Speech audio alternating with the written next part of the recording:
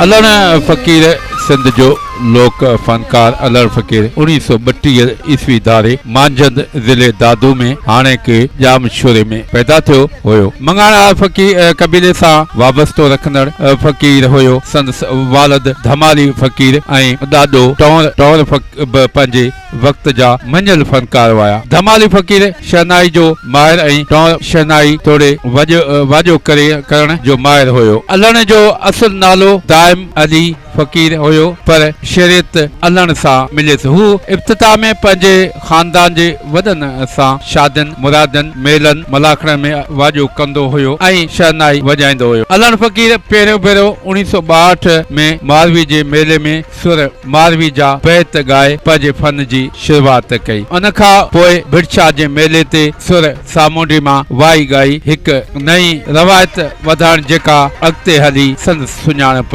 बणिजी वई। अलण फ़क़ीर खे स्टेज ते मुतारिफ़ नाम्यारे अदीब शाह जे पारखू ऐं नाम्यारे कंपेयर मुमताज़ मिर्ज़ा करायो। अलण फ़क़ीर सिंध जे सुमुरनि ओलियानि जे अरसनि ते ॻाइण वेंदो हुयो। हिन खे शाह जो कलाम हफ़िज़ हुयो ऐं केतिरा ई बैत जेके शाह जे मज़ा ते ॻाया वेंदा आहिनि ऐं रिसाल में न आहिनि। अलण खे इहे बि दुरुस्त तलफ़ुज़ सां यादि हूंदा हुआ। रेडियो पाकिस्तान ते वॾी ॾुखियाई सां हिन खे मौक़ो मिलियो छाकाणि त इन वक़्त में फ़क़्ति नाले वारा वॾा गुलकार रेडियो ते परफॉर्म कंदा हुआ। रेडियो ते रिकॉर्डिंग कोन हलंदी हुई, सिधी सही नशरात हलंदी हुई। उन करे खेसि मौक़ो मिलण ॾुखियो हुयो। तमामु घणे कोशिश ऐं केतिरनि वरनि बाद हिन खे रेडियो पाकिस्तान ते कलाम ॻाइण जो मौक़ो मिलियो ऐं हू कामयाब थी वियो। सकावत खाते पारां डॉक्टर नबी बख्श बलोच, हमीद आखूंद, मुमताज़ मिर्ज़ा, ज़फ़र काज़मी अलण फ़क़ीर खे अॻिते वधाइण जो मौक़ो ॾिनो हुयो। शाह लतीफ़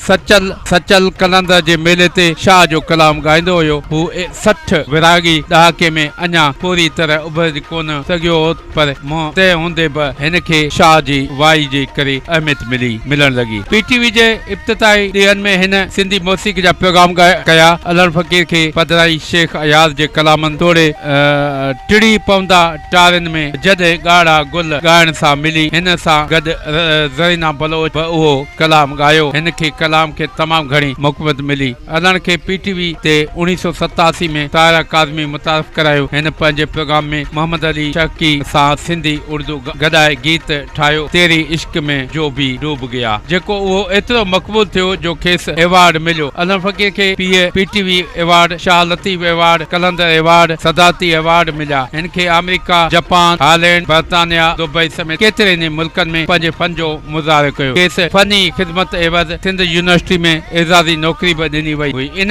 करे जामशोरे में रहाश बि यूनिवर्सिटी जे कॉलोनी में मिलियसि। अलण फ़क़ीर 1998 खां पोइ बीमार रहण लॻो। केतिरा ई भेरा अस्पताल दाख़िल थियो ऐं 4 जुलाई 2000 में कराची में वफ़ात कई। संदसि तस्वीर जामशोरे में संदसि घर जे अंगण में कई वई। हिन वक़्तु संदसि पुट फ़हीम अलण फ़क़ीर संदसि अंदाज़ में ॻाए दाद हासिल करे रहियो आहे।